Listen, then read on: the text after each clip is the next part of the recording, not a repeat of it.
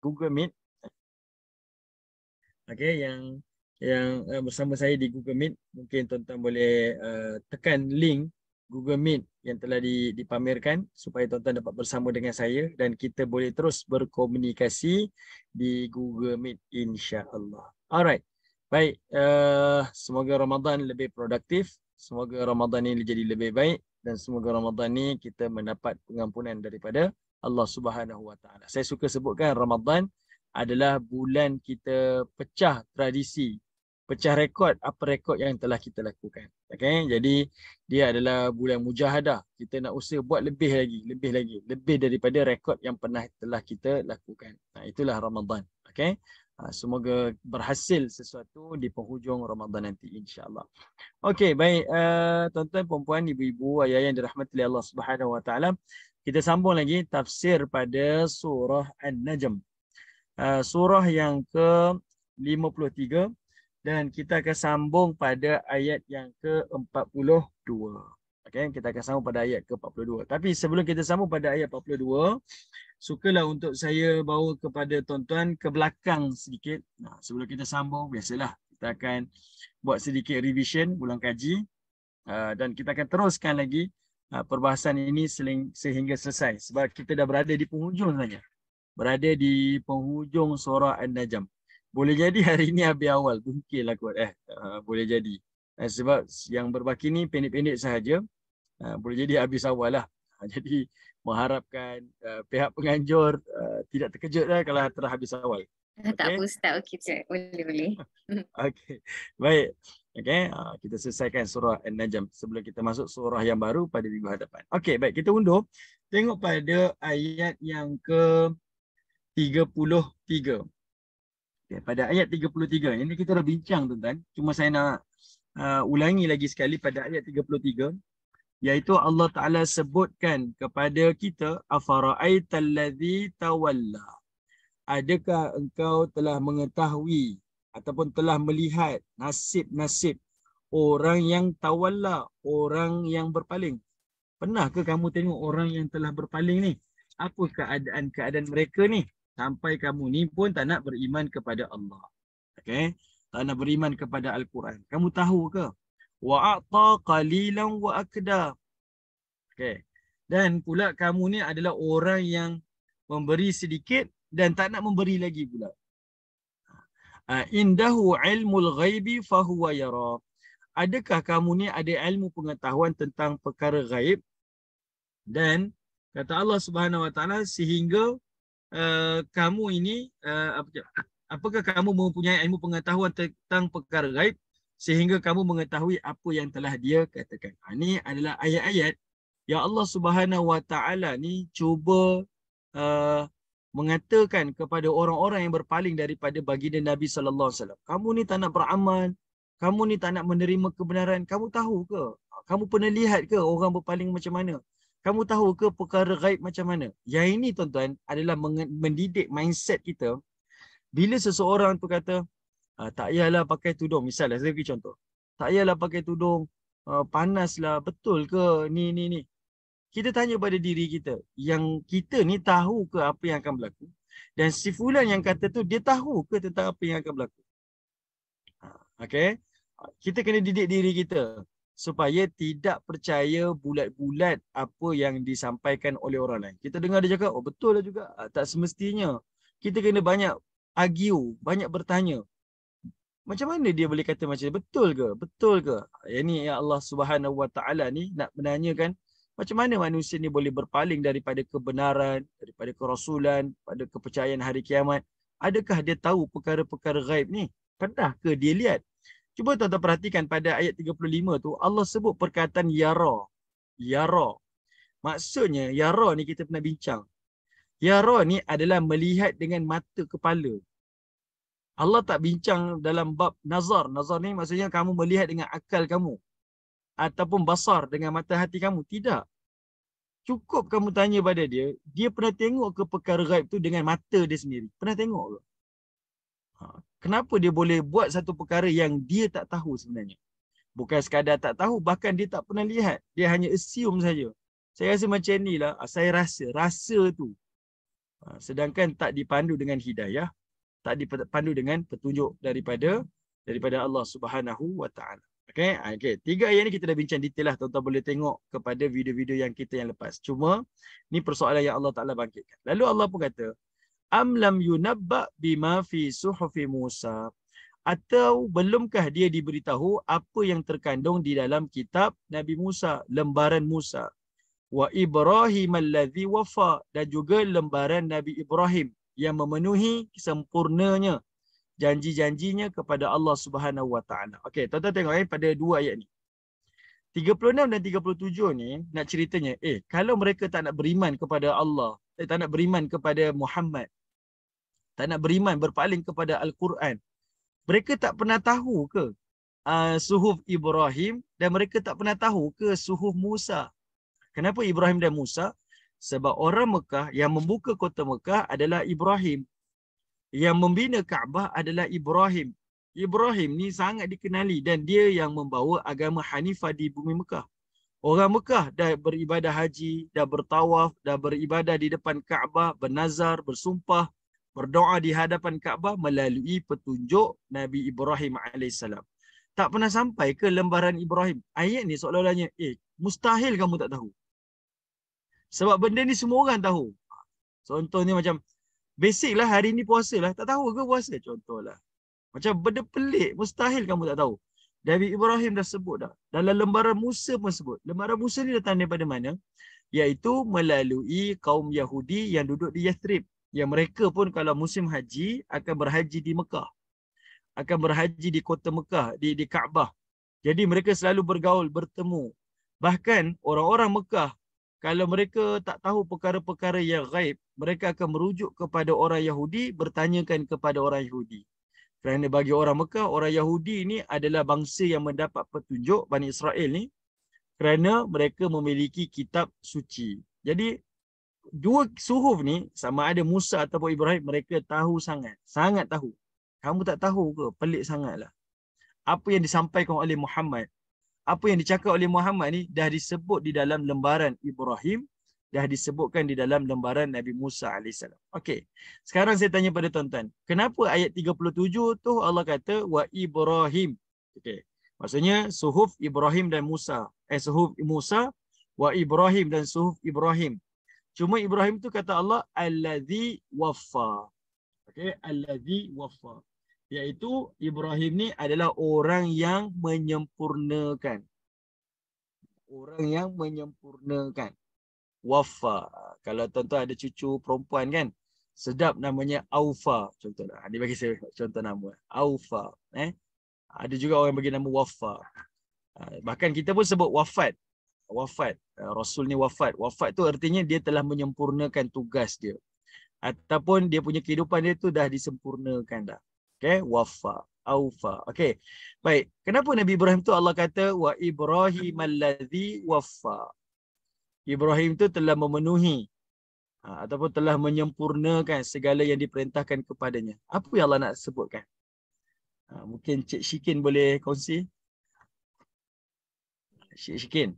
Ya, ya Ustaz. Mungkin boleh komentar. Apa yang dimaksudkan alladhi wafa?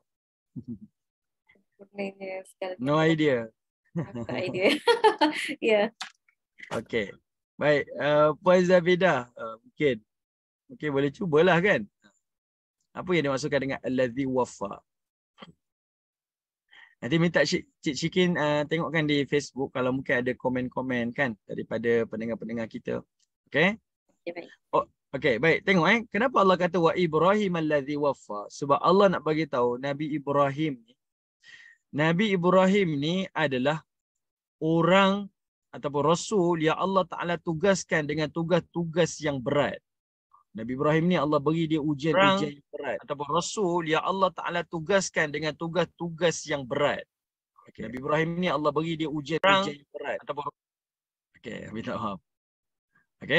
Allah Ta'ala berikan kepada Nabi Ibrahim ni tugas yang berat, ujian-ujian yang berat, dan semua tugas yang berat dan ujian yang berat kepada Nabi Ibrahim ni, Nabi Ibrahim tetap dapat tunaikan dan penuhi dengan yang paling sempurna. Jadi Allah Ta'ala memuji Ibrahim ni dengan pujian yang tertinggi. Sebab itu Ibrahim dikenali sebagai Khalilullah. Nabi Ibrahim dan dengan Nabi SAW naik darjatnya sebagai Khalilullah, iaitu kekasih Allah. Jadi Allah kata, Allazi wafa. Dia ni orang yang memang sentiasa memenuhi perintah Tuhan dia. Yang selalu menyempurnakan tugasan-tugasan Tuhannya. Yang kerjanya berat-berat, Ibrahim itu. Sebab itu Ibrahim ni dikenali sebagai Abul Anbiya. Dia adalah bapa kepada para Nabi. Okay? Semua ujian-ujian yang berat itu telah dipikul dan telah dilaksanakan sesempurna oleh Nabi Ibrahim alaihis salam. Okay? Sebab itu Allah Ta'ala sebut Allazi wafa. Okay. Baik. Kemudian berikutnya. Apa yang ada di dalam lembaran Musa dengan Ibrahim ni yang Allah highlight ni? Lalu Allah Ta'ala pun kata, Alla taziru waziratun wizra ukhra wa allaysa lil insani illa ma sa'a. Iaitu kata Allah Subhanahu wa Ta'ala di dalam suhuf Musa dan juga di dalam suhuf Ibrahim, bahawa sesungguhnya seseorang itu tidak akan memikul dosa orang lain. Seseorang itu tidak memikul dosa orang lain. Kemudian kata Allah, wa allaysa lil insani illa ma sa'a. Dan seseorang itu tidak akan diberikan balasan melainkan apa yang dia usahakan. Pahala tu takkan boleh dipindah-pindah. Awak ambillah pahala saya, tak boleh. Tak boleh. Okay? Wa anna sa'yahu sawfa yara. Dan bahawa sesungguhnya usaha itu akan diperlihatkan pada hari kiamat. Okey, ayat ni tuan-tuan, ayat ni adalah ayat yang Allah Subhanahu Wa Taala tujukan kepada Abu Jahal. Abu Jahal dan juga orang-orang Mekah. Sebab ni cerita tentang Abu Jahal dan juga Al-Walid bin Mughirah Al-Makhzumi, ayah kepada Khalid bin Al-Walid. Okey, dia dah keluarkan sedekah dia. Lalu dia berhenti daripada bersedekah. Dia tak nak keluar sedekah dah. Okay, dihalang. Lalu Abu Jahal bagi tahu kepada Al-Walid bin Mughirah. Dia kata apa? Tak apa wahai Al-Walid, kalau kamu risaukan, kamu khawatir, bimbang dengan dosa-dosa yang telah kamu lakukan, kamu jangan risau lagi lepas ni. Jangan risau dah. Kenapa dia kata jangan risau? Sebab aku akan tolong kamu, akan pikul dosa-dosa kamu. Aku akan pikul dosa-dosa kamu. Aku akan tolong kamu. Aku juga akan pindah-pindahkan pahala. Aku dah buat kebaikan macam ni, aku beri pada engkau. Sebab zaman tu, orang-orang Mekah terkenal sebagai orang yang banyak memberi. Jemaah-jemaah haji yang datang, makanan, minuman akan disediakan oleh pemerintah di kota Mekah. Maka sebab itulah, moyang Nabi SAW yang dikenali sebagai Hashim, dia ada seorang adik namanya Al-Muttalib. Muttalib ini, kita kata moyang saudara baginda Nabi SAW, adik kepada Hashim, moyang Nabi. Dia dikenali dengan satu nama iaitu Fayyad, orang yang paling pemurah, orang yang paling berkebajikan lah. Dia suka beri makan kepada jemaah-jemaah haji. Jadi pemerintah ni dia ada sifat macam tu. Sebab itu dia naik jadi pemerintah di kota Mekah. Jadi Abu Jahal, dia jadi pemerintah pada zaman dia. Maka dia menyangka dia lah orang yang paling banyak pahala lah. Sebab jemaah haji datang, dia yang bagi kan. Apatah lagi mereka mengikut agama Nabi Ibrahim. Ni tanah haram ni. Kita buat macam-macam kebaikan ni. Buat baik pun ya, buat jahat pun ya. Jadi dia bagi tahu pada Al-Walid bin Mughirah, kamu jangan risau. Dosa kamu, aku tanggung. Bagi seorang yang tak beriman kepada Allah dengan sebenar keimanan, bila pemerintah dia kata macam tu, ni pemerintah kota Mekah ni, dia kata, kalau saya tak dapat pikul dosa saya, dia yang akan pikul dosa saya. Kita dengar macam, oi, bahagia pemerintah macam ni. Okay? Apatah lagi mereka memandang Abu Jahal tu dengan pandangan yang mulia lah. Dan dia tahu Abu Jahal macam-macam kebaikan yang Abu Jahal buat. Kemudian Abu Jahal pula boleh kata, kalau tidak, pahala pula kita akan agih-agihkan pula. Ambillah pahala saya sikit. Saya ni banyak bagi makan, bagi minum kepada jemaah-jemaah haji yang datang melaksanakan ibadah haji. Allah Ta'ala tegur Abu Jahal, Al-Walid bin Mughirah dan orang-orang Mekah tu dengan perkataan, macam mana kamu boleh percaya perbuatan itu, perkataan itu, sedangkan Abu Jahal pun tak tahu perkara ghaib. Dia pun tak pernah tengok benda ghaib. Dia pun tak ada ilmu tentang perkara ghaib. Dia pun berpaling daripada kebenaran. Dan bukankah di dalam suhuf Ibrahim, bukankah yang ada di dalam suhuf Musa dah disebutkan, orang yang buat kejahatan tidak akan pikul, orang yang tak buat kejahatan tidak akan pikul kejahatan orang lain. Dan orang yang melakukan kebaikan, dia tak boleh pas kebaikan dia pada orang lain. Tidak boleh. Benda ni adalah perkara yang paling asas sekali. Dalam suhuf Ibrahim dah sebut, dalam suhuf Musa pun sebut. Jadi Allah datangkan ayat ni adalah untuk menafikan apa yang dinyatakan oleh kalangan-kalangan orang Mekah. Khususnya Allah Ta'ala menegur, iaitu ucapan daripada Abu Jahal dan juga Al-Walid bin Mughirah Al-Makhzumi. Okay? Dan kita dah bincang dah pada kesempatan yang lalu, iaitu berkaitan tentang Nabi SAW menyebutkan dalam hadis yang masyhur dalam riwayat sahih, kata Nabi SAW, riwayat Al-Imam Muslim, kata Nabi, "Idza matal insan in qata'a amalu illa min thalath." Apabila matinya seorang manusia, maka akan terputuslah semua amalan-amalannya melainkan 3 sahaja, iaitu min waladin salih yad'u lahu aw sadaqatin jariyah min ba'dih aw ilmin yuntafa'a bih, iaitu doa anak yang saleh, sedekah jariah, ilmu yang bermanfaat. Saya dah sentuh 3 perkara ni. Tiga perkara ni kita ingat kita swastakan kepada orang lain. Saya swastakanlah amal soleh biar anak kirim doa dekat saya. Saya swastakanlah kalau sedekah jariah ni orang dapat manfaat, saya dapat. Saya swastakan jugalah dengan ilmu yang bermanfaat ni orang beramal, saya dapat. Sebenarnya tidak. Allah Ta'ala dan Nabi SAW nak bagi tahu. 3 yang akan kamu dapat ni, yang tak akan putus-putus ni, 3 ni datangnya daripada kamu sendiri. Datang daripada kamu sendiri. Doa anak yang saleh, mana datang anak yang saleh? Dia datang daripada kamu sendiri. Yang mana kamu telah melakukan pengorbanan dan pelaburan yang sangat berbaloi daripada dia lahir. Kamu membesarnya, kamu mendidiknya, kamu mengorbankan segala-galanya untuk dia sampai jadi saleh. Sehingga dia boleh doa untuk kamu. Sampai dia boleh berdoa untuk kamu. Itu yang Allah Ta'ala sebut. Dia datang daripada kamu sebenarnya. Bukan tiba-tiba anak tu lahir, besar jadi soleh. Tak. Sebenarnya dia datang daripada didikan kamu sendiri. Macam mana kamu nak didik dia, melainkan kamu yang didik diri kamu sendiri. Kamu yang korbankan diri kamu sendiri.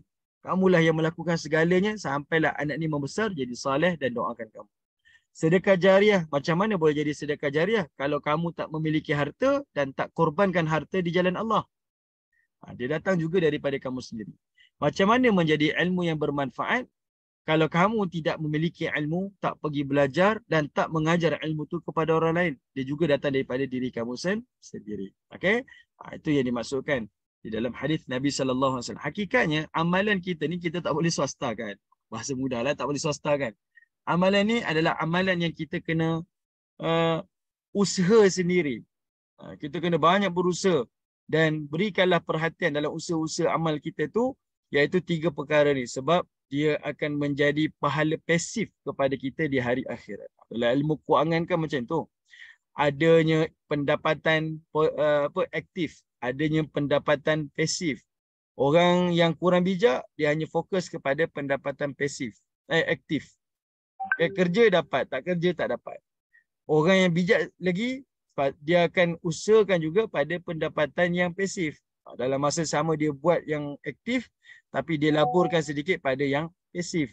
Supaya waktu nanti dia tak mampu dan dia tak larat, maka ada pendapatan-pendapatan pasif ni yang akan memberi keuntungan pada dia. Macam itulah dengan amal soleh kita. Ada amal soleh yang aktif, ada amal soleh yang pasif. Jelas kan tuan-tuan?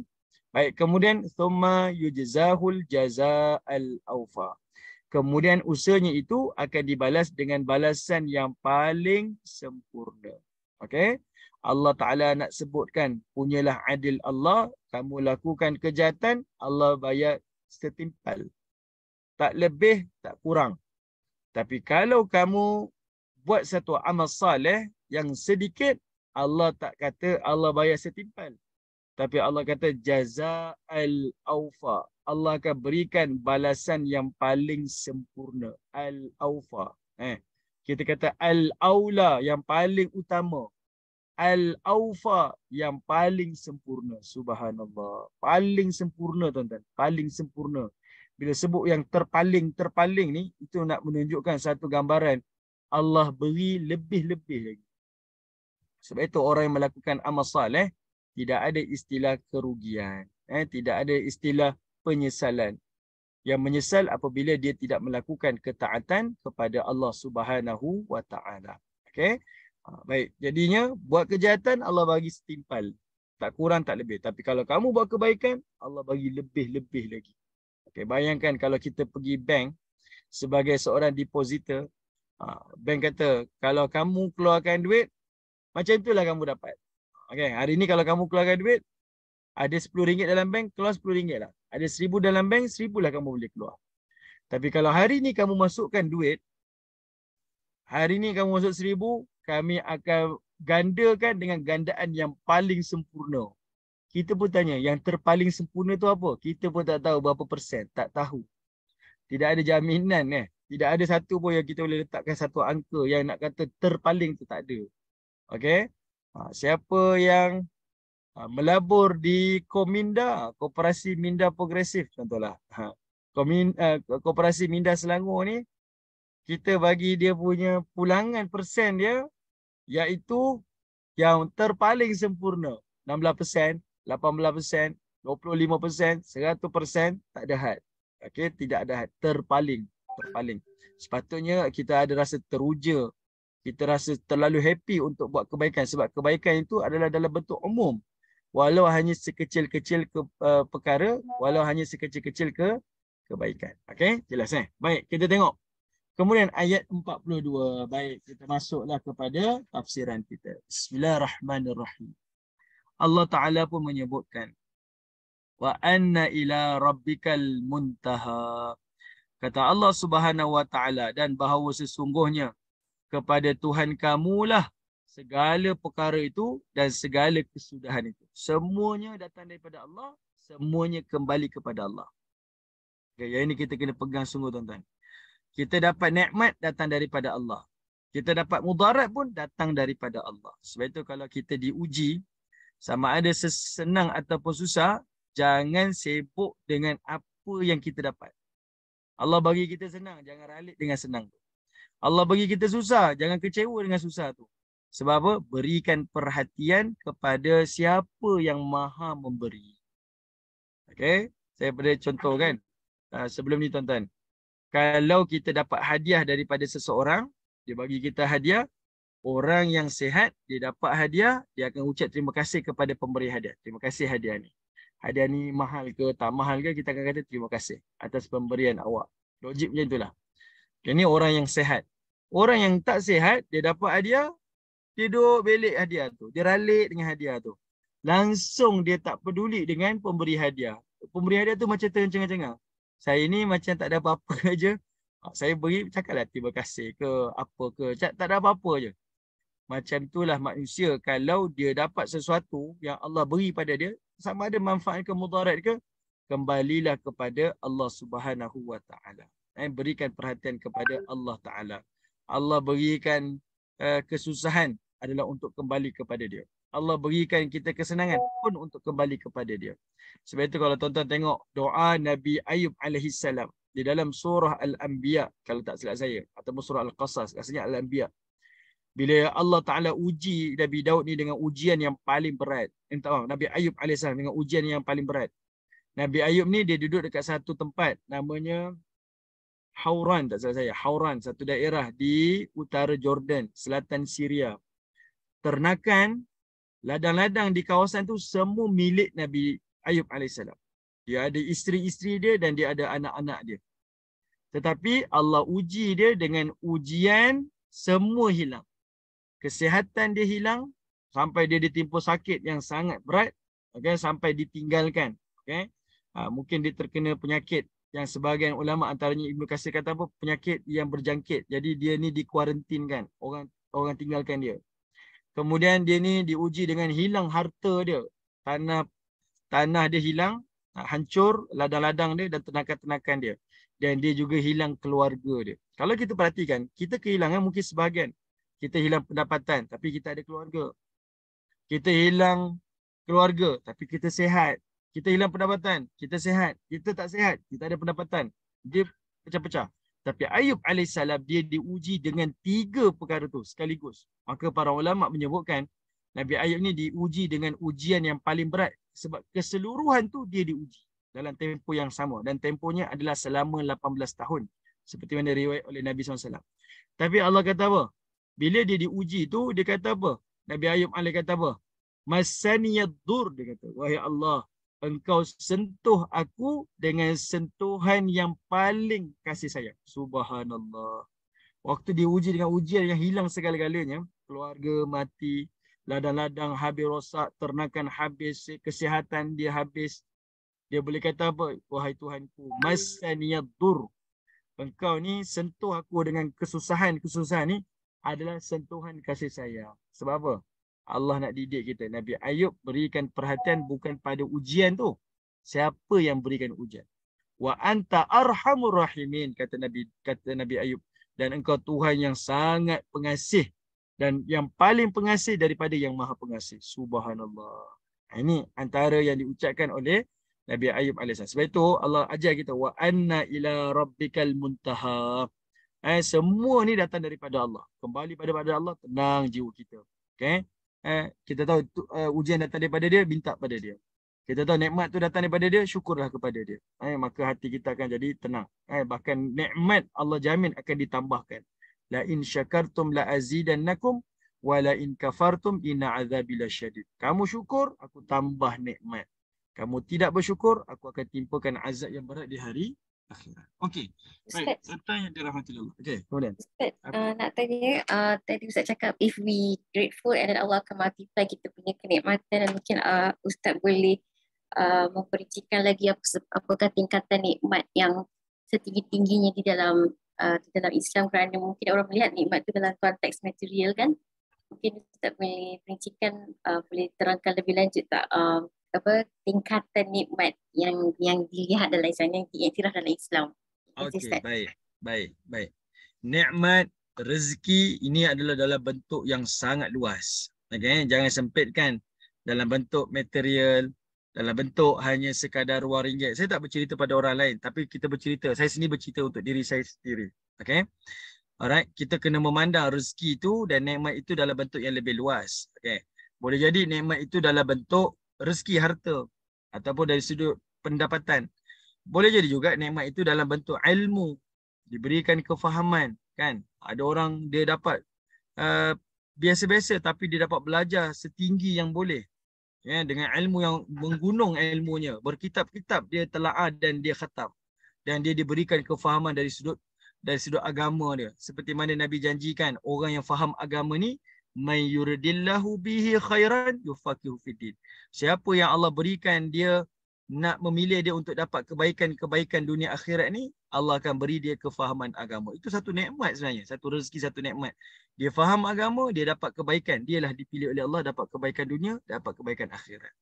Boleh jadi juga rezeki dan nikmat ini dalam bentuk kesihatan pada kita, pada anak-anak kita, pada ahli keluarga kita, pada ibu bapa kita, adik-beradik kita. Boleh jadi rezeki dan nikmat ni melalui rakan-rakan kita yang sentiasa, circle-circle kita yang ajak kepada kebaikan. Boleh jadi kebaikan dan rezeki ni dari sudut kita punya perasaan kita setenang-tenangnya. Al-jannatul ajilah. Tenang ni ataupun kebahagiaan ini adalah syurga yang Allah segerakan. Ramai orang kaya tapi rasa sempit. Kan? Ramai orang yang senang tapi dia rasa tak tenang. Dia senang tapi dia tak tenang. Dia kaya tapi dia sempit perasaan dia. Tapi ada orang dia rezeki dia sempit tapi hatinya lapang. Ada orang hidupnya tak senang tapi dia tenang. Itu pun adalah rezeki daripada Allah. Tapi nikmat dan rezeki yang paling tertinggi adalah keimanan kita kepada Allah dan kekuatan beramal kepada Allah. Sehingga Allah Subhanahu Wa Taala menyebutkan sesiapa yang masuk dalam syurga Allah, merekalah pemilik al-fawzul azim, iaitu kejayaan yang paling terbesar. Okey, kejayaan yang paling terbesar. Sebab semua nikmat yang kita dapat yang saya sebut tadi, nikmat kesihatan ke, nikmat harta ke, dan nikmat segala-galanya yang kita miliki tu, boleh jadi bukan nikmat, tetapi yang pastinya dia adalah ujian. Tak semestinya nikmat, tetapi yang pastinya dia adalah ujian. Nikmat dan kejayaan sebenar adalah al-fawzul azim, syurga Allah Subhanahu Wa Taala. Okey. Dan saya suka selalu sebut contoh yang selalu saya berikan kepada tuan-tuan. Nikmat ni yang bertambah-tambah. Contohlah kita duduk dalam majlis ilmu ni, kita rasa syukur kan. Allah sebut, siapa syukur tambah nikmat. Sebab kita syukur, Allah tambah nikmat, iaitu beri nikmat kefahaman. Ada orang dia dengar tapi tak faham kan.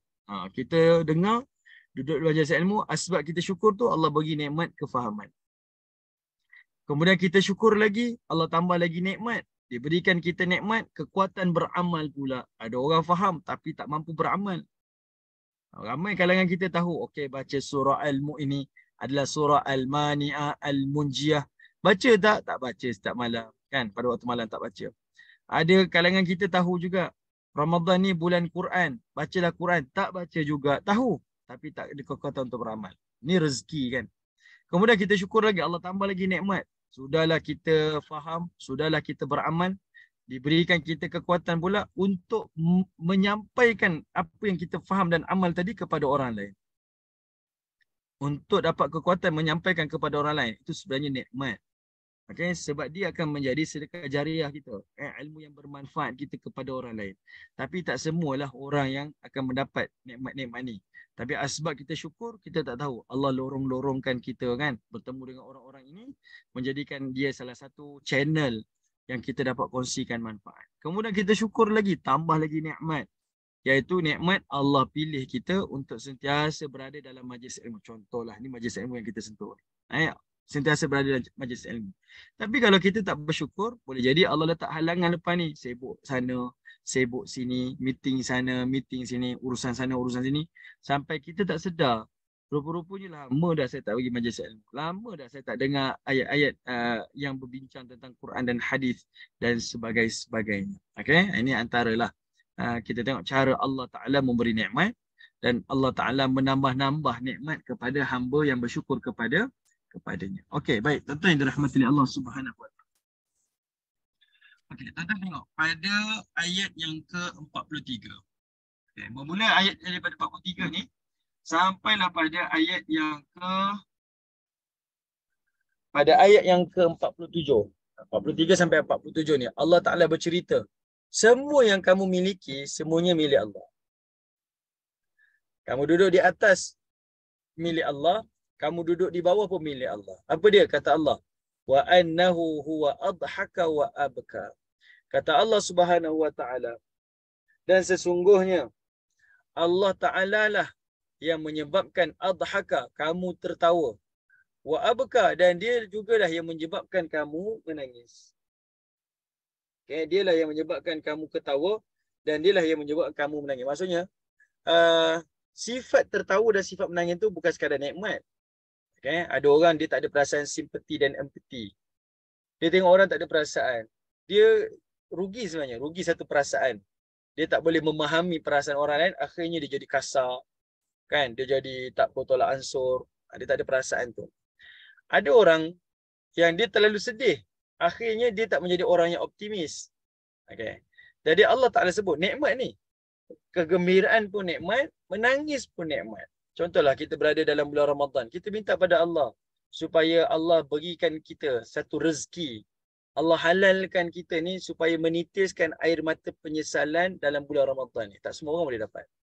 Kan? Jadi kita minta pada Allah, minta sungguh-sungguh. Ya Allah, laluilah saya pada Ramadan ni sampai saya boleh menitiskan air mata penyesalan. Bagilah saya nikmat tu. Kegembiraan dan tangisan itu adalah nikmat daripada Allah. Dia datang daripada Allah. Dan Allah Ta'ala nak bagi tahu juga, punca kamu tertawa dan punca kamu bersedih pun datang daripada Allah. Dia bukan sekadar cerita harta dah ni. Dia bukan sekadar bercerita tentang apa yang kamu miliki dah ni. Sampai dalam bab emosi kamu pun dia datang daripada Allah Ta'ala. Allah lah yang disebutkan Rabbikal Muntaha. Semua perkara, semua urusan datang daripada dia dan berkesudahan kepada dia. Sama. Okay. Jadi Allah Ta'ala sebut, kamu tertawa dan kamu menangis. Wa annahu huwa amata wa ahya. Dan bahawa sesungguhnya dialah yang berkuasa mematikan dan dialah yang menghidupkan. Okey, baik. Kenapa Allah dahulukan perkataan mati, baru Allah ikut dengan perkataan hidup? Siapa boleh bantu saya? Kenapa Allah Ta'ala sebut dulu perkataan mati, lalu Allah sebut perkataan hidup? Kenapa Allah tak kata huwa ahya wa amat? Dialah yang menghidupkan dan dia mematikan. Kenapa Allah kata dia matikan baru dihidupkan?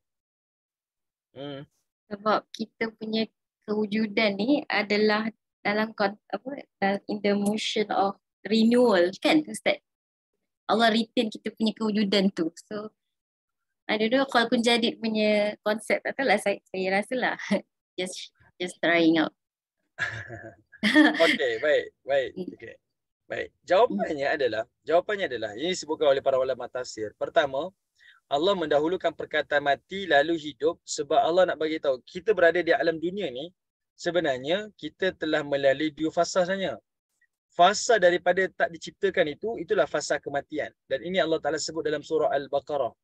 Kalau tuan-tuan dah baca juzuk pertama, juzuk kedua kan, hari ni kita dah hari kedua, dah nak selesai juzuk kedua, tuan-tuan mesti akan jumpa dalam juzuk yang pertama dahulu Allah Taala sebut dialah yang mematikan kamu, thumma yuhyikum, kemudian menghidupkan kamu, thumma yumitukum, kemudian dia matikan kamu dan kembalilah kamu kepada dia. Allah Taala sebut ada dua kali mati, dua kali hidup.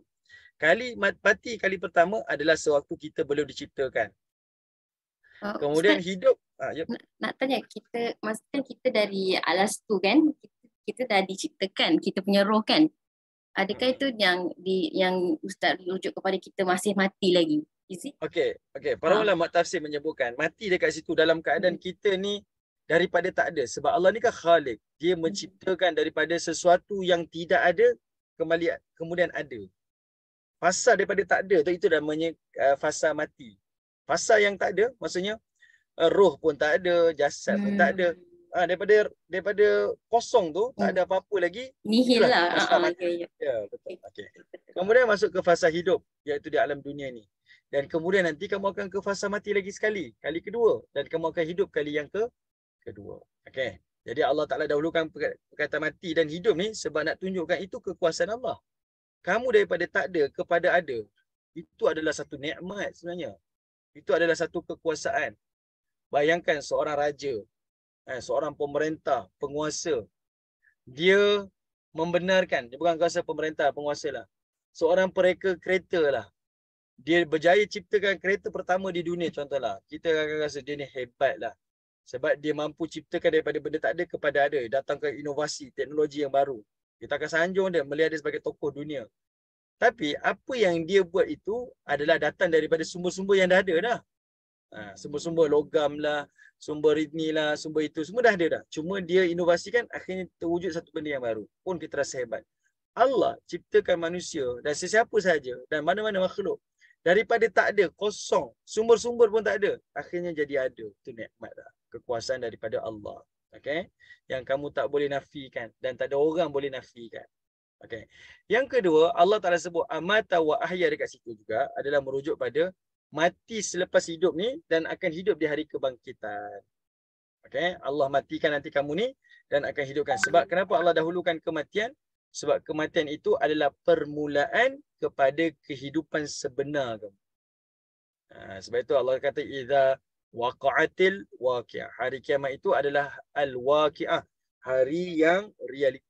Hari yang sebenar-benarnya. Yang mana hidup dekat dunia ini adalah la'iban wa lahwa. Hari yang bermain-main dan hari yang bersedegurau. Hari yang berhibur-hibur. Dia bukan yang realiti lagi.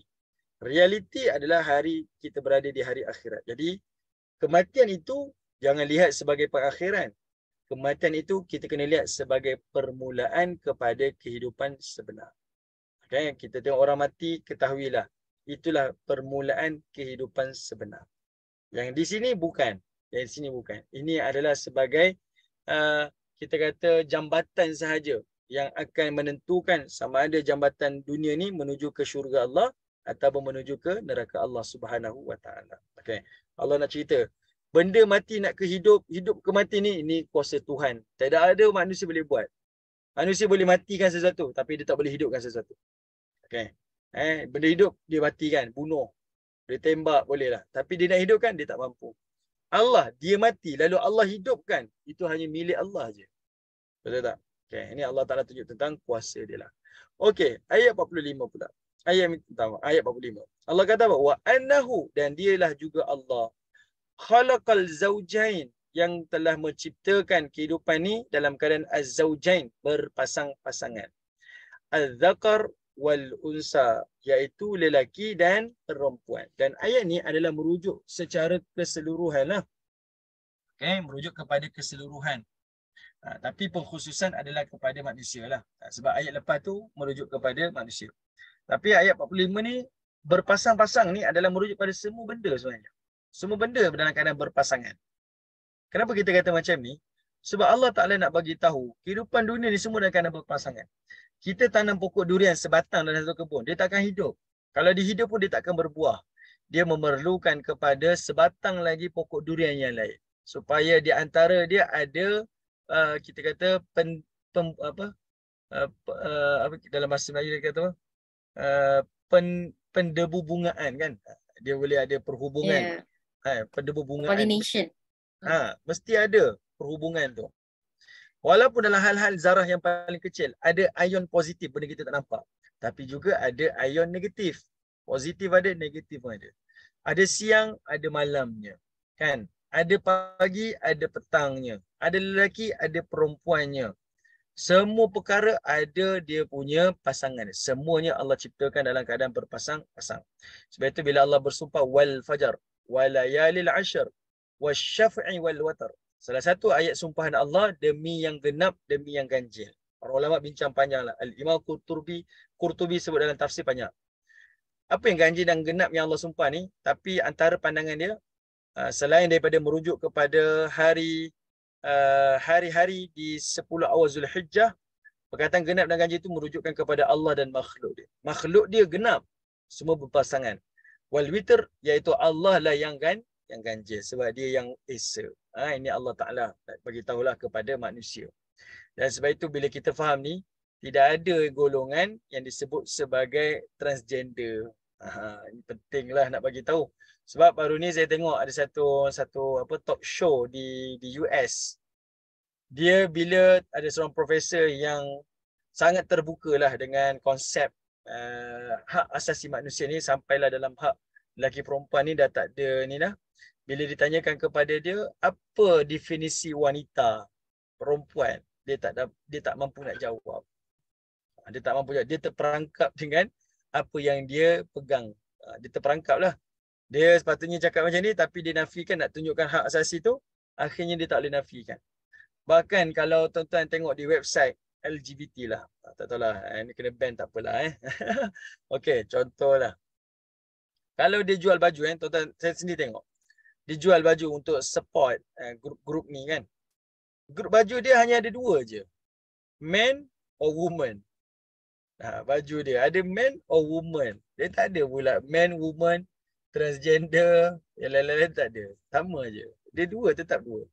Tapi ada orang kata, saya fitrah ni, kecenderungan saya ni, fitrah saya adalah pada sifat keperempuanan. Ada sifat kepada kelakian. Sebenarnya itu bukan fitrah. Itu adalah kecenderungan. Ada beza antara fitrah dan kecenderungan. Maksudnya macam mana tuan-tuan? Saya bagi contoh macam ni. Fitrah ni semua orang mengalami. Itu fitrah. Dalam hidup ni Allah cipta lelaki, perempuan. Itu fitrah. Semua orang mengalami. Tapi tak semua orang minat bola. Sebab bola sepak tu adalah kecenderungan. Okay? Ada seorang lelaki ni, dia ada rasa, saya ni dalam mana saya rasa macam perempuan lah. Itu bukan fitrah. Itu kecenderungan. Dalam seorang wanita ni, dalam hati saya ni lelaki lah. Macam seorang lelaki terperangkap dalam badan seorang wanita. Itu bukan fitrah. Itu kecenderungan. Kalau fitrah, semua orang akan alami. Okay, itu beza tuan-tuan. Fitrah tu semua orang alami. Okay. Dia India ke, China ke, orang putih ke, orang Jerman ke, orang United States ke, orang Jepun ke, dia akan alami benda yang sama. Itu nama fitrah. Okay. Tapi kalau hanya tu, itu adalah kecenderungan. Okay. Baik. Jadi Allah Ta'ala nak bagi tahu. Dialah cipta lelaki dan juga perempuan. Min nutfatin idza tumna.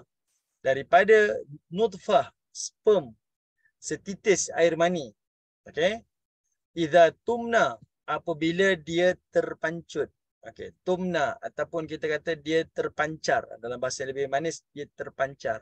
Allah Ta'ala sebut macam mana kejadian manusia. Datang daripada setitis, nutfah. Okay. Dia datang daripada setitis, sedikit tu.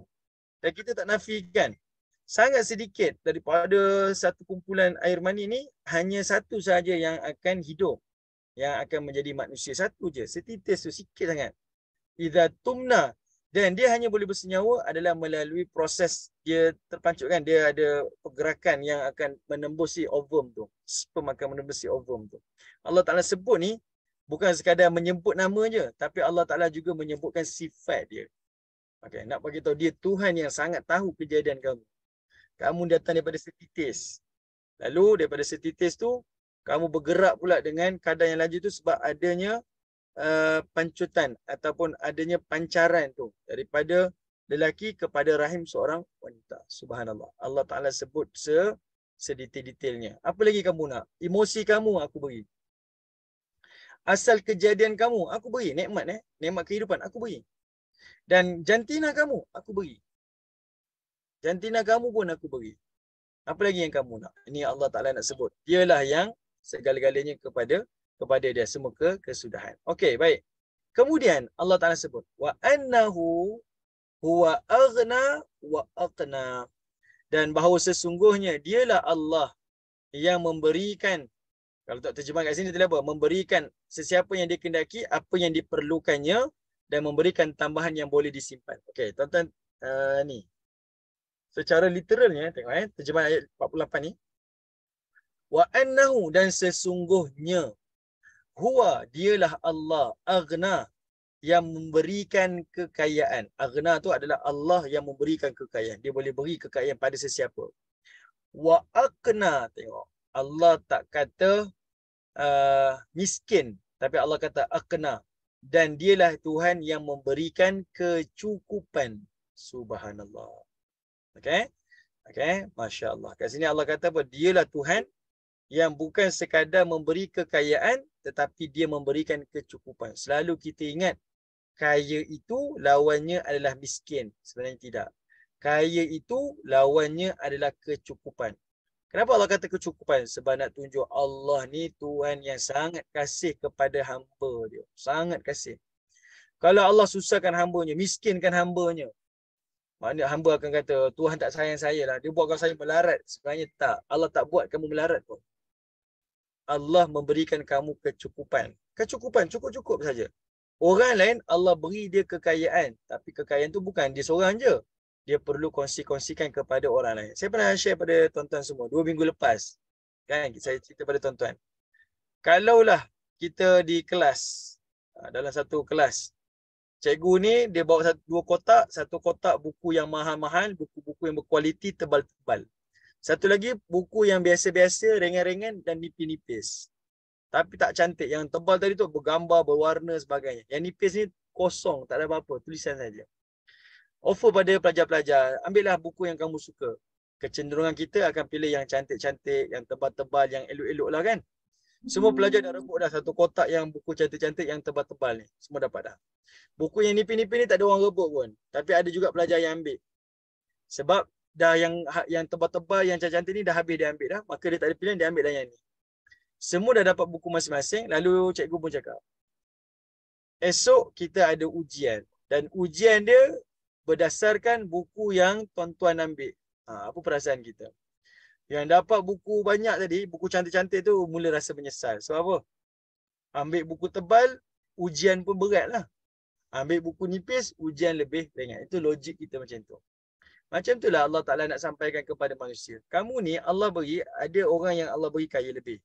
Ada orang yang Allah beri dia kecukupan. Mungkin dekat dunia kamu rasa, oh kaya lebih nikmat lah. Tapi kamu akan rasa syukur bila di hari akhirat. Yang kaya tu akan memikul tanggungjawab yang lebih berat. Sangat berat. Kan dalam hadis Nabi SAW, Nabi kata apa? Tidak akan berganjak dua kaki anak Adam ni melainkan telah ditanya 5 perkara. Salah satu daripadanya harta. Daripada mana datang dan macam mana kamu habiskan harta tu. Macam mana kamu belanjakan harta tu. Sebab kita kena ingat, harta tu milik Allah. Maka Allah berhak tanya macam mana kamu dapat harta dan macam mana kamu belanjakan. Dia pemilik, dia berhak untuk bertanya. Kita ni hanya pemegang amanah sahaja. Okey? Jadi Allah nak bagi tahu dialah Tuhan yang adil, dia tak pernah susahkan hamba dia. Melainkan apa yang diberi itu adalah kecukupan. Cuma kita letak mindset. miskin ni ataupun kekurangan ni, kecukupan ni bukan cukup. Sebab kita hanya sandarkan kepada harta lah, kekayaan. Maka kita mulalah rasa kaya tu lawannya adalah miskin. Kenapa saya miskin? Sebab saya tak dapat macam orang kaya dapat. Sebenarnya Allah bagi kita kecukupan. Allah tak bagi kita kemiskinan. Allah tak bagi kita kefakiran. Okey. Baik, tuan-tuan yang dirahmati Allah Subhanahu Wa Taala. Apakah yang dimaksudkan dengan kekayaan, tuan-tuan? Nikmat. Nikmat ni dua lah. Saya punya definisi lah. Saya faham macam ni. Nikmat ni dia akan jadi nikmat. Pertama adalah apabila panca indera kita ni dimanfaatkan. Kita ada nikmat mata. Nikmat mata melihat. Melihat sesuatu yang nikmat, memenuhi fungsi dia, itulah nikmat. Lidah kita, fungsi dia merasa. Kita dapat merasa sesuatu yang sedap dengan fungsi lidah tu, itulah nikmat. Itu pada pandangan saya lah. Yang kedua, nikmat ni, yang paling nikmat adalah bukan apa yang kita miliki. Nikmat itu apabila kita tak memiliki, itulah nikmat. Itu kita. Apa yang kita miliki ni kita tak pernah nampak itu nikmat. Tapi kita rasa nikmat tu, nikmat yang ke orang tu. Orang tu pakai kereta tu, orang tu pakai motor tu, orang tu ada pendapatan macam tu, orang tu ada jawatan macam tu, ilmu macam tu. Apa yang orang lain ada, kita bagi kita, itulah nikmat. Sebenarnya tidak kan? Nikmat itu adalah apa yang kita ada. Itu yang disebut sebagai aqna, iaitu kecukupan. Okey, itu adalah kecukupan. Okey, selesai. Alright. Kemudian Allah kata apa? Wa annahu huwa rabbus syi'ra. Kata Allah Subhanahu Wa Taala. Wa annahu huwa rabbus syi'ra. Kata Allah Subhanahu Wa Taala. Okey, kata Allah, dan dialah Allah Tuhan yang menciptakan bintang syi'ra. Syi'ra ni adalah nama bintang. Syi'ra ni adalah nama bintang. Siapa boleh tolong saya? Apa maksud syi'ra?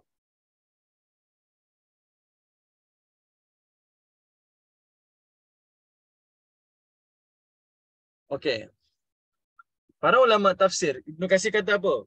Syi'ra dekat sini, asy-syi'ra adalah merujuk kepada satu bintang yang namanya adalah Marzamul Jauza, kata dia. Marzamul Jauza. Sebenarnya syi'ra ni adalah bintang yang disembah oleh kabilah Bani Khuza'ah. Zaman Mekah dulu, ada satu kabilah lepas kabilah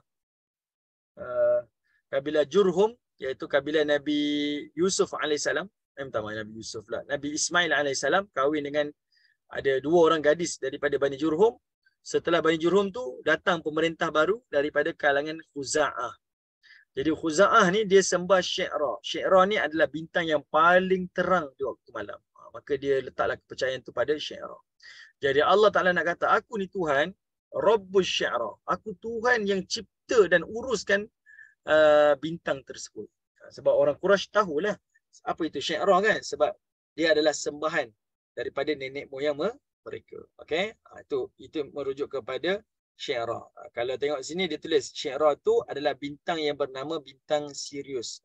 Saya wallahualam, saya tak tahulah nama-nama bintang ni. Okey? Tak tahu dalam bahasa Melayu dia apa nama bintang ni. Okey? Tapi dia ada namanya bintang syi'ra. Okey, baik. Kemudian Allah Ta'ala sebut lagi, wa annahu ahlaka adanil ula.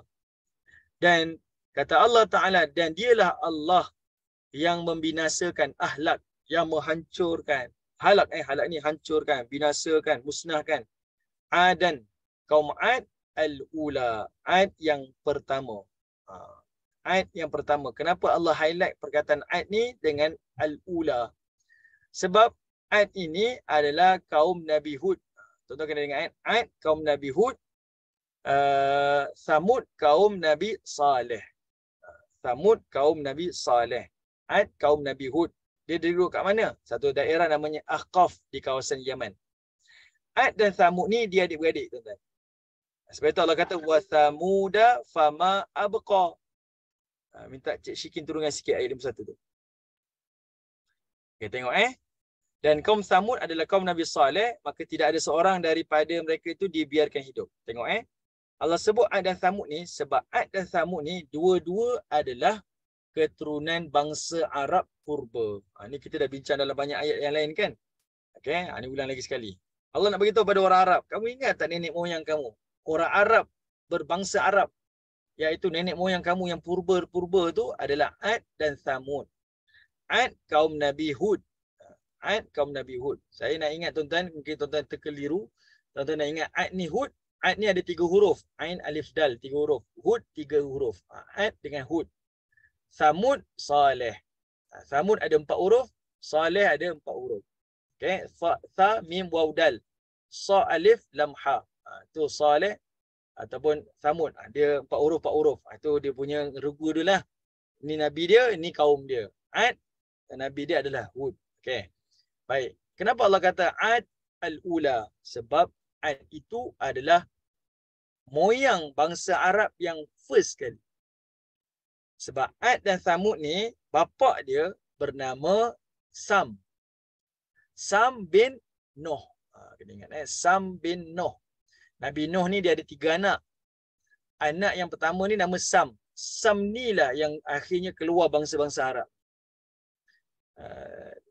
Apa saya lupa lah. Sam, Yam, saya minta maaf, saya tak ingat. Itu Yafis, lebih kurang lah. Ada 3 nama. Okay, ada 3 nama. Tapi yang Sam ni, Sam bin Nuh ni adalah ni keturunan bangsa Arab. Jadi lepas Sam ni siapa yang paling ramai ni? Ad. Lepas Ad siapa? Thamud. Sebab itu Allah Ta'ala sebut nama Ad, Adil Ula. Adinil Ula. Ad yang pertama, ni moyang kamu yang awal-awal dulu ni. Kemudian Thamud dan juga Samud kaum Nabi Saleh AS. Kita tak bincanglah detail tentang Ad dan Samud ni. Ad Samud ni memang dikenali orang Quraisy tahu cerita mereka sebab dia adalah cerita rakyat dah. Macam kita ada cerita Tanggang, cerita Pak Pandir kan. Dia macam tu juga. Cerita-cerita tu dah ada dah. Memang dia tahu. Bukan sekadar dengan cerita, bahkan mereka kalau berdagang ke Yaman, ke Syam, mereka akan lalui kampung-kampung ni dan dia tengok kesan-kesan tinggalan Ad dan juga Samud. Okay. Jadi Allah hanya recall balik. Kamu ni kena ingat. Nenek moyang kamu pun kami yang bagi nikmat, kami juga yang hancurkan. Okey. Kemudian Allah Taala kata apa? Wa qauma Nuhin min qabl. Dan juga kaum Nabi Nuh yang sebelum daripada kamu pun kami hancurkan. Innahum kanu hum azlama wa atgha. Okey. Tuan-tuan yang dirahmati oleh Allah Subhanahu wa taala. Saya tanya pada tuan-tuan, kenapa Allah Taala sebut? Dan juga tentang kaum Nabi Nuh yang sebelum kamu pun kami hancurkan. Dan mereka itu adalah kaum yang zalim dan kaum yang melampaui batas. Allah highlight. Sebab Nuh ni Samud, kemudian sebelum dia tu adalah siapa nama? Ad, sebelum dia adalah Nuh kan. Kenapa Nuh ni Allah highlight mereka ni azlam wa atgha, zalim dan melampaui batas? Sebabnya zalim dan melampaui batas ni sebabnya Nuh ni kaum dia hidup panjang. Nabi Nuh ni umurnya panjang. Dan mereka ni adalah kaum yang dia selalu burukkan Nabi Nuh AS. Contohlah, dulu datuk dia jumpa dengan Nabi Nuh. Nabi Nuh dakwah, mereka degil. Kita dah bincang dalam surah Nuh dulu kan. Degil. Nak datuk si Fulan ni, dia dapat anak. Dia bagi kat tahu anak dia, Nuh ni gila. Nuh ni jahat, jangan beriman. Kemudian, dia jumpa pula cucu dia. Dia cakap sama-sama, cucu jangan ikut Nuh ni jahat, Nuh ni gila. Cucu dia pula cerita pula kepada cicit dia. Nak cerita kaum dia umurnya panjang tapi dia sangat zalim dan melampaui batas. Okey? Sebab umur panjang kan, dia jumpa keturunan-keturunan dia, semua dia ajar. Jangan ikut. Sebab itu Nabi Nuh walaupun dia dakwah 950 tahun, tapi yang beriman sangat sedikit, sekitar 80 orang lebih. Artinya dalam tempoh 11 tahun, hanya seorang sahaja yang beriman. Itu yang berlakulah. Kita dah bincang kan kisah Nabi Nuh AS. Dan Nabi Nuh ni umurnya 950 tahun. Pengajaran yang kita kena belajar. Kenapa Allah sebut umur Nabi Nuh ni usia dakwah, dia berdakwah 950. Kenapa tak sebut usia yang sebenar?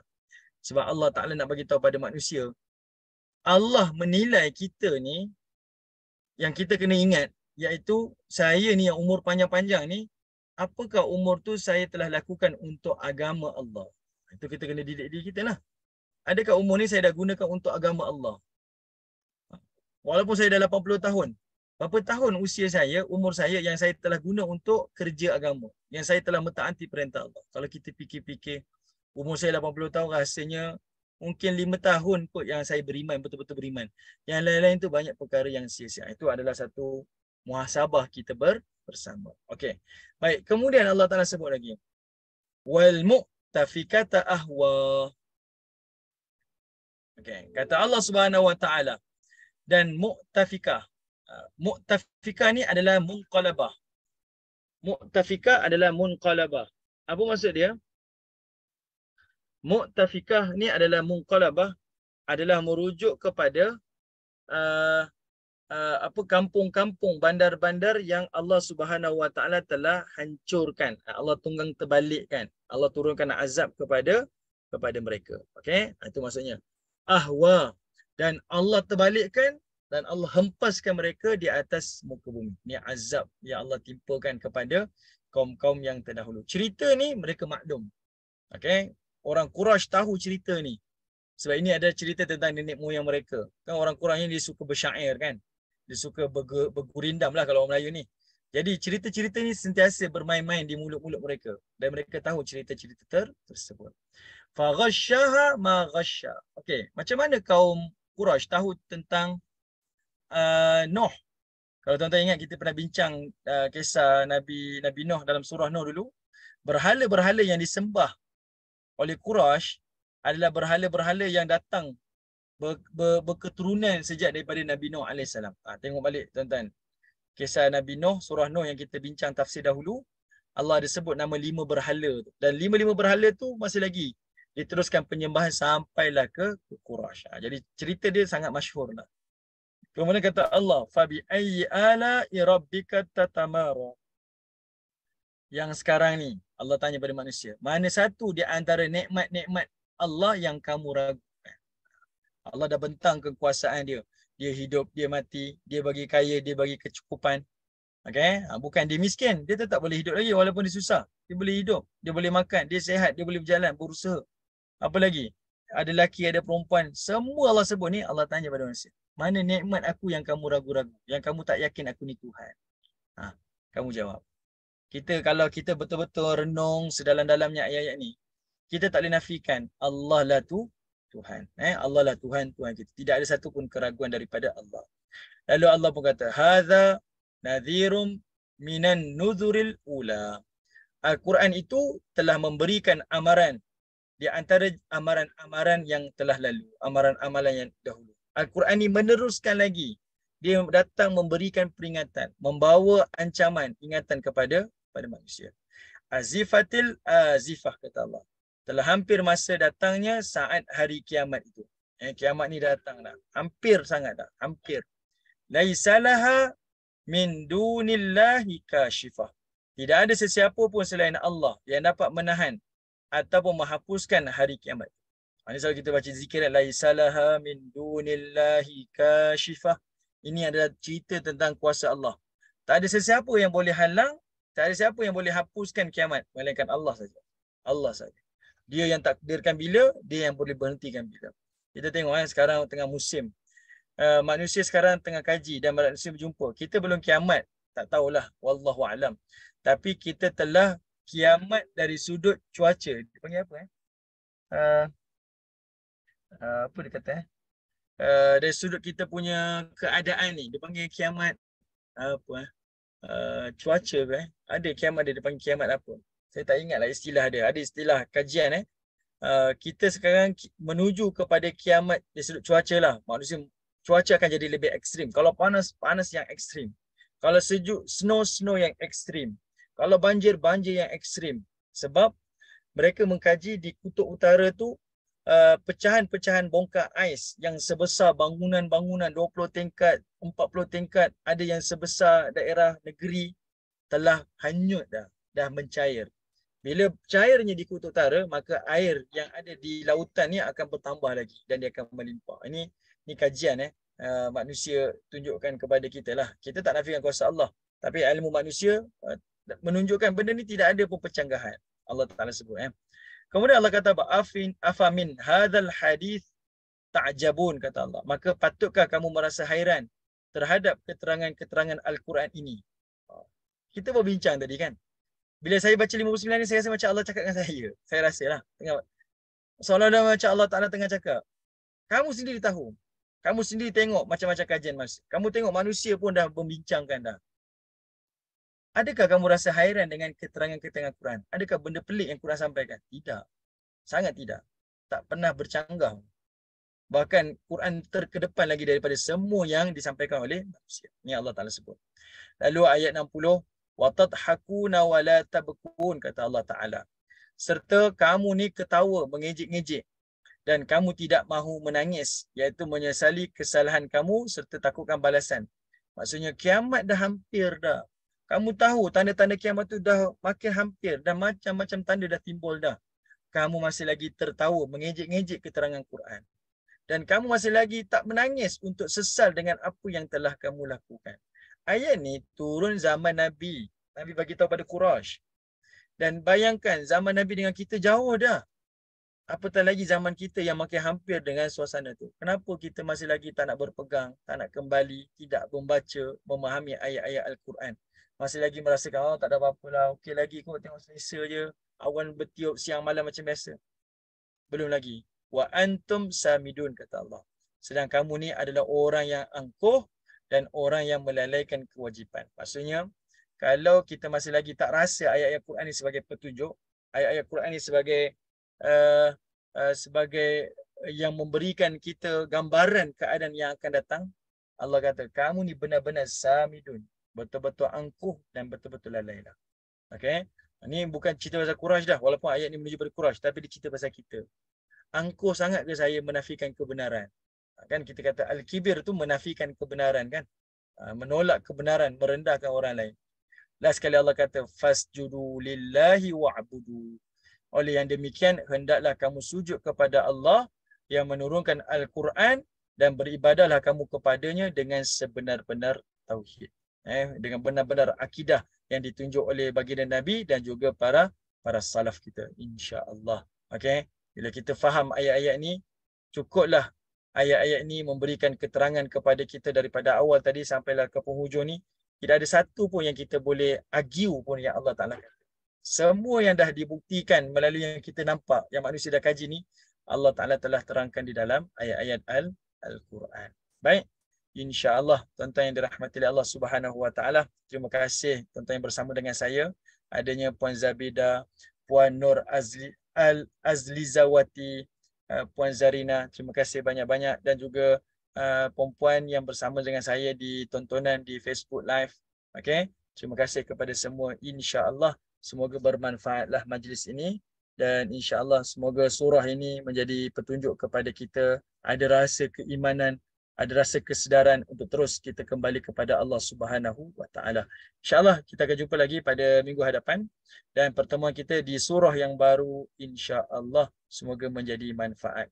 Wa iyyakum kepada semua. Assalamualaikum warahmatullahi wabarakatuh. Assalamualaikum warahmatullahi wabarakatuh. Terima kasih Ustaz. Bersama.